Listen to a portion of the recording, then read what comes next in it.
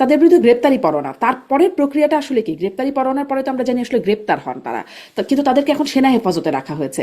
এটাই কি প্রক্রিয়া এমনই হবার কথা, নাকি আসলে কি প্রক্রিয়া, কেন গ্রেপ্তার করা হচ্ছে না? ধন্যবাদ।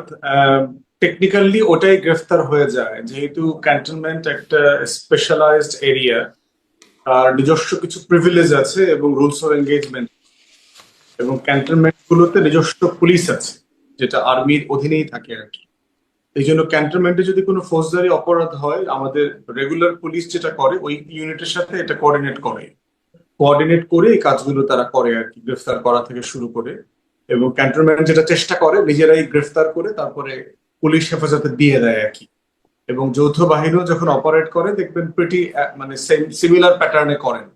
তারা ম্যাজিস্ট্রেসি থাকলেও তারা গ্রেফতার করেন, গ্রেফতার করে কিন্তু আপনার লোকাল থানায় দিয়ে দেন।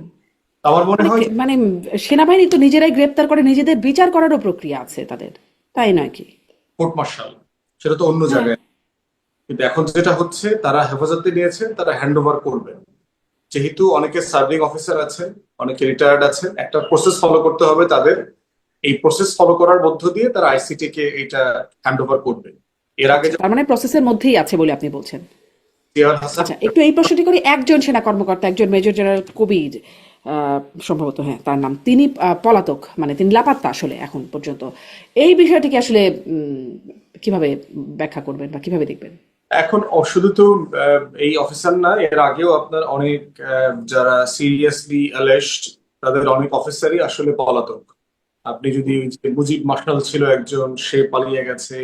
ডিজিএফআই এর আরো সাবেক বেশ কয়েকজন ডিজি এখন পলাতক আছে দেশের বাইরে। অনেক আগে থেকেই দু একজন দেশের বাইরে থেকে আছেন। তো সেই বিষয়টা আমার মনে হয় যে এক্স্যাক্টলি, যেহেতু ওয়্যার অ্যাবাউটস আমরা জানি না, ফেসবুক স্ট্যাটাসের উপরে ভিত্তি করে মন্তব্য করাটা ঠিক হবে না। বাট যদি আমাদের সংস্থাগুলো জেনে থাকে, এবং সংস্থাগুলো যদি এটা হ্যান্ড ওভার করবার সুযোগ পেয়েও না করে থাকে, তাহলে এই অফিসার, তাদের লিডারশিপ, তাদেরকেও কিন্তু এই ব্যাপারে জবাবদিহিতার আওতায় আনবার সুযোগ আছে। সারা দুনিয়াতে যে লিগাল জুরিসপ্রুডেন্স আছে, এবং কোনো কোনো জায়গায় অভিযোগ করা হচ্ছে যে আগেও যারা হাই প্রোফাইল ক্রিমিনাল ছিলেন, যে সকল অফিসারের ব্যাপারে মানবাধিকার লঙ্ঘনের অভিযোগ আছে, তাদেরকে কিন্তু পালাইতে আমাদের তখনকার বিভিন্ন সংস্থা এবং আর্ম ফোর্সেস এর সিনিয়র অফিসাররা সাহায্য করেছেন বলে অভিযোগ আছে। তো সেগুলো যদি কোনো পর্যায়ে আপনার ইনভেস্টিগেট করবার সুযোগ থাকে, ইন্টারন্যাশনাল ল মোতাবেক তাদেরকে জবাবদিহিতার আওতায় আনবার সুযোগ আছে, জুরিসপ্রুডেন্স এটা অ্যালাউ করে। ইউ থেকে শুরু করে আপনার আইসিসি তে এরকম প্রচুর মানে এক্সাম্পল আছে আর কি। জি। এইটা কি জুরিসপ্রুডেন্স অ্যালাউ করে, মানে বিচারের আগেই একরকম শাস্তি দেয়া? আইনের যে পরিবর্তন হলো, প্রজ্ঞাপন দিয়ে যে সংশোধনীটা আনা হলো, যেটি নিয়ে ডক্টর শাহদিন মালিকও বেশ একটা মানে এটা করা একটা সমালোচনাই করেছেন, বলা চলে যে যাদের বিরুদ্ধে অভিযোগ পত্র আসছে তাদের আসলে সরকারি চাকরিতে যাওয়া, তাদের নির্বাচনে করা, সেগুলো তো আছেই। সরকারি চাকরিতে বহালও থাকতে পারবেন না, মানে যারা সার্ভিং অফিসার্স আছেন তাদের আসলে এই প্রজ্ঞাপন অনুযায়ী চাকরিতে আর থাকবার কথা না, বা নিয়ম নাই, কিন্তু তাদের এটা তো একটা শাস্তি বটে, বড় রকমের শাস্তি। বিচার হবার আগে শাস্তি হয়, এটা কি জুরিসপ্রুডেন্স অ্যালাউ করে? এই শাস্তিটা তো আপনার হচ্ছে যে আপনি সিভিলিয়ান ক্রাইম, দুই ধরনের ক্রাইম এখানে পার্টিকুলারলি হয়েছে। যে এখানে রেগুলার সিভিলিয়ানরা এখানে এফেক্টেড না এই এই চার্জশিটের মধ্যে, মিলিটারি অফিসারদেরকে যাদেরকে টার্গেট করে এই কথাটা খুব বলা। দ্বিতীয়ত হচ্ছে এখানে ইন্টারন্যাশনাল ক্রাইমস ইনভলভ, যে মানবতা বিরোধী অপরাধ এখানে ইনভলভ। অতএব সেই জায়গাতে আপনি জানেন সারা দুনিয়াতে স্পেশাল রেগুলেশন করা এবং এটাকে কাস্টমাইজ করবার জায়গা আছে। এর বাইরেও হচ্ছে সরকার এবং আইসিটি যদি মনে করে টাইম টু টাইম সেখানে ল কে আপডেট করবে, এবং এই ব্যাপারে আমাদের অন্তর্বর্তীকালীন সরকারের আগেও বহুবার করেছে। যে যখন ইমিডিয়েটলি প্রয়োজন হয়েছে, আপনার মনে থাকার কথা, ধর্ষণের বেশ ঘটনা যখন প্রচন্ড রকমের আপনার তোলপাড় করলো, তারা কিন্তু সাডেনলি ওই আইন পরিবর্তন করে এটাকে কাস্টমাইজ করেছে। অতএব সেই জায়গাতে এখানে আইন ঠিক একই কারণে করা হয়েছে। কারণ এই প্রশ্নটা ঘুরে ফিরে আসছে যে বিচার থাকা অবস্থায়, বিচারাধীন অথবা জেলে থাকা অবস্থায় সে চাকরিতে থাকবেন কি থাকবেন না, না সাসপেন্ডেড থাকবেন, কোন ফর্মে থাকবেন। তো সেই ফর্মে তারা সেটা আপনার প্রস্তাব করেছেন। এটা নিয়ে অবশ্যই কথা হতে পারে, পক্ষে বিপক্ষে মতামত দেওয়া যেতে জি। না, নিশ্চয়ই, কিন্তু মানে বিচারের আগে যদি তারা ইনোসেন্ট প্রমাণ হন, তাদের তো শাস্তি একটা হয়েই গেল, মানে বিচার প্রক্রিয়ার মাধ্যমে তো আসলে দেখা যাবে। রিইনস্টেট হবে, আপনাকে চাকরিতে আবার ফিরায় নিয়ে যাওয়া হবে, আপনাকে ক্ষতিপূরণ দেওয়া হবে, প্রয়োজনে আপনার বেতন বোনাস যা যা পাওনা আছে সেগুলো দেয়া হবে। এখন এটা কি শর্তে সরকার করছে সেই শর্তগুলো দেখতে হবে আর কি, যে এটা কি ধরেন ওএসডি টাইপের কিনা, এটা কি ইমিডিয়েট ডিসমিসাল হচ্ছে কিনা, এটার রেগুলেটরি পজিশন কি হবে, যদি সে ইনোসেন্ট প্রমাণিত হয় তাহলে সেটার কনসিকুয়েন্স কি হবে, সেটা এই আইনের কনসিকুয়েন্স আকারে অবশ্যই দাবি এবং প্রশ্ন তোলবার সুযোগ আছে। জি, আমি ডাক্তার জাহিদ এটা নিয়ে আপনারও একটু বিশ্লেষণ জানতে এটা তো আছেই। তার আগে আমি যে প্রসেস চলছে আমি মনে করি সেখানে একটা অ্যাম্বিগুইটি আছে। যেমন ধরুন আমি আজকে ব্রিফিংটা শুনছিলাম, অ্যাডজুটেন্ট জেনারেল কথা বলছিলেন, তারা আসলে এখনো ঠিক সেই অর্থে আমরা যাকে গ্রেফতার বলি আমি মনে করি না তারা সেটা হয়েছেন। উনি খুব ক্যাটাগরিকলি বলছেন যে 9 জন অবসরপ্রাপ্ত সেনা কর্মকর্তা আছেন, তাদের ওপরে সেনা আইন সেভাবে প্রযোজ্য হবে না।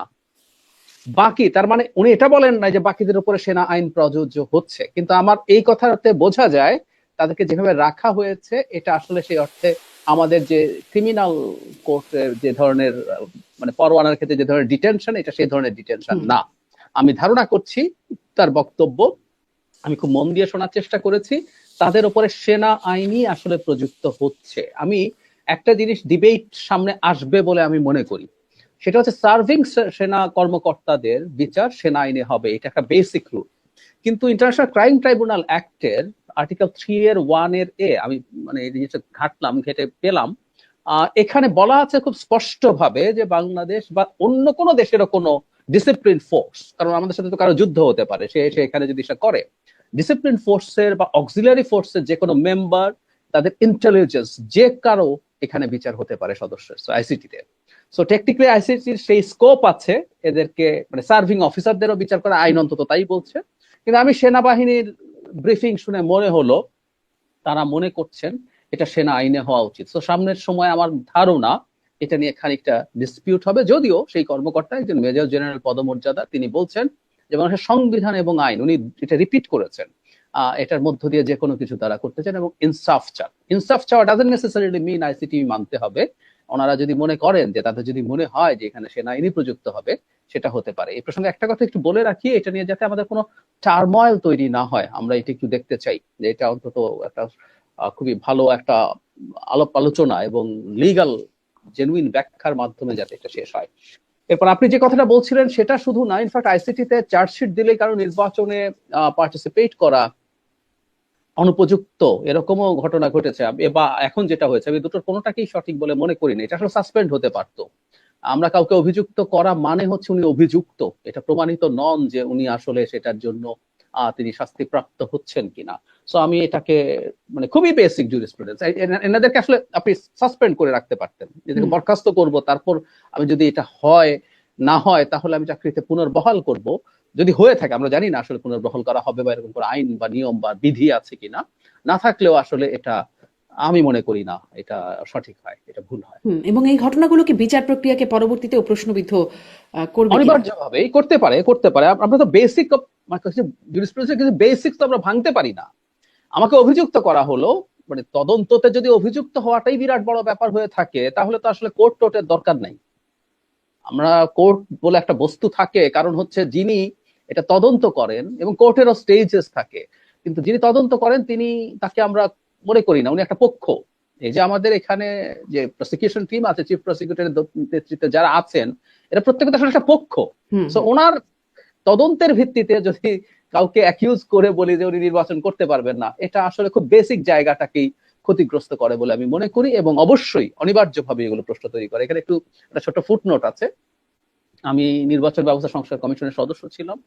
আমাদের এই মানে আমাদের কমিশন থেকেও এই ধরনের একটা সাজেশন গেছে, এটার সাথে আসলে খুব ব্যক্তিগতভাবে এটার সাথে আমি একটু অ্যাগ্রি করি না, তখনও করিনি, আমি এখনো করি না, এটা একটু বলে রাখতে হবে।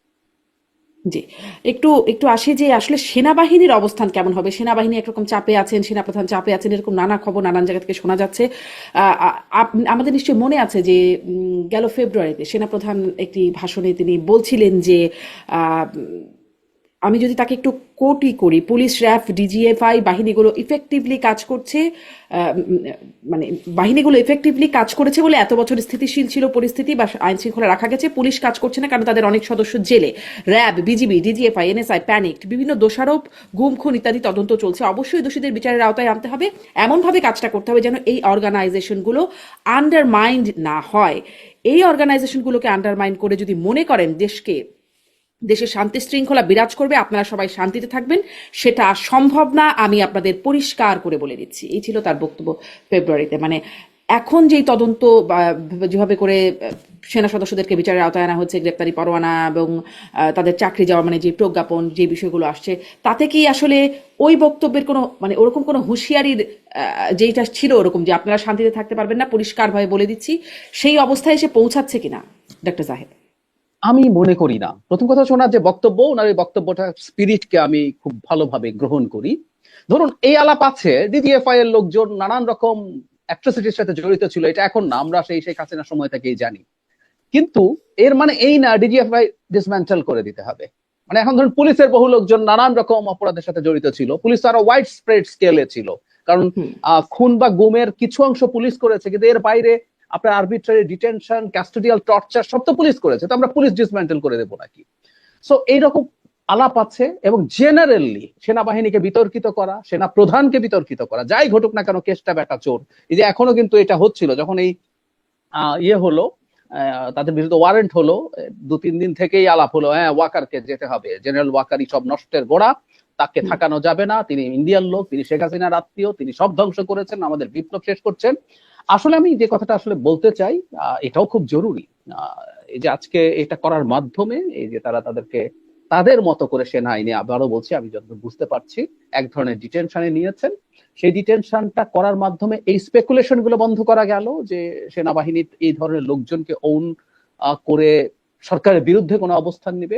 আমি ব্যক্তিগতভাবে মনে করি এতে কিছু আসে যায় না, কারণ যারা এইসব করেছে খুবই চিহ্নিত কিছু মানুষজন, এবং তারা শেখ হাসিনার পারপাস সার্ভ করার মাধ্যমে তাদের বাহিনীর মধ্যেও যে খুব প্রশংসিত ছিল আমি মনে করি না, এবং তারা অনেকে কিছু বেনিফিট পেয়েছে যেগুলো আসলে অনেকের ইভেন অসন্তোষ তৈরি করেছে, কারণ এই কাজগুলো তো করে বেনিফিট পাওয়ার জন্য, প্রমোশন থেকে শুরু করে নানান রকম বেনিফিট। সুতরাং সেনাবাহিনীর মধ্যে এটা নিয়ে তার মনোবলে কোনো তেমন কিছু আমরা, কিন্তু আমরা যদি বাইরে থেকে বা ভেতর থেকে কোনো না কোনো ফর্মে সেনাবাহিনীকে প্রতিষ্ঠান হিসাবে বা সেনাবাহিনীর কোনো উইংকে, কোনো এজেন্সিকে বা সেনা প্রধানকে এমন ভাবে টার্গেট করি যে জেনারেলি সবকিছু খারাপ হচ্ছে, সেটা অস্থিরতা তৈরির কারণ হতে পারে।